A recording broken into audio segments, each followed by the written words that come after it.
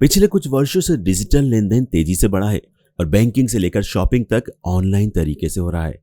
किसी को खाते में पैसे भेजने के लिए अब बैंक जाने की जरूरत नहीं रह गई है, बल्कि इसे घर बैठे ही कर सकते हैं। हालांकि कभी कभी ऐसा होता है कि किसी गलती की वजह से किसी अन्य के खाते में पैसा चला जाता है जिसे आपने नहीं भेजा था। इस परिस्थिति में आपको पैसे वापस मिलने की संभावना तो रहती है, लेकिन इसकी एक प्रोसेस होती है, प्रक्रिया होती है। हालांकि ये जानना बहुत महत्वपूर्ण है कि किसी अन्य के खाते में गलती से गए पैसे तभी वापस मिल सकते हैं जब वह शख्स इसके लिए तैयार हो जिसके खाते में पैसे वापस गए हों। बैंक इसमें माध्यम का काम करेगा। अकाउंट नंबर, आईएफएससी कोड या दोनों में टाइपिंग एरर के चलते अधिकतर यह समस्या होती है। अगर ऐसे अकाउंट में पैसे भेजे गए जो एग्जिस्ट ही नहीं करते तो पैसा अपने आप वापस आ जाएगा।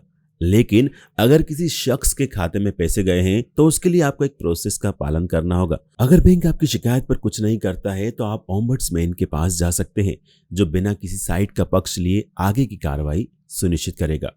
गलत ट्रांजैक्शन होने पर तुरंत आपको बैंक को सूचित करना पड़ेगा।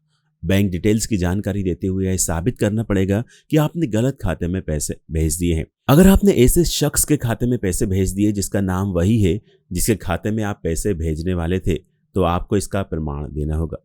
बैंक को पूरे मामले की सूचना एक मेल के जरिए दें और इसकी पूरी प्रक्रिया का ट्रैक रिकॉर्ड रखें।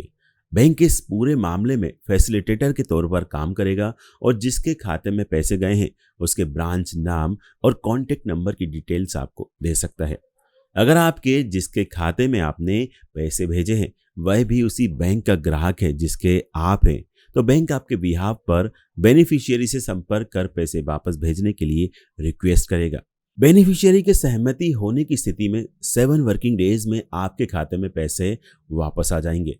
अगर बेनिफिशियरी किसी अन्य ब्रांच का है तो आपको खुद उस ब्रांच में जाकर बैंक मैनेजर से मिलकर सॉल्यूशन के लिए बात करनी होगी।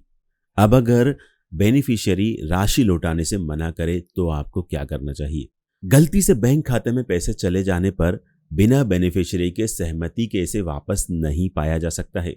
ऐसी स्थिति में प्रक्रिया थोड़ी मुश्किल हो जाती है। अपने बैंक को मामले की पूरी जानकारी दें। आपको आईडी प्रूफ, एड्रेस और बैंक द्वारा मांगी गई अन्य जानकारियां उपलब्ध करानी होंगी। इस पूरे मामले में मेल के जरिए कम्युनिकेशन करें ताकि ट्रैक रिकॉर्ड रखने में मदद मिले। बेनिफिशियरी द्वारा पैसे लौटाने से मना करने पर कानूनी कार्रवाई का भी विकल्प आप अपना सकते हैं।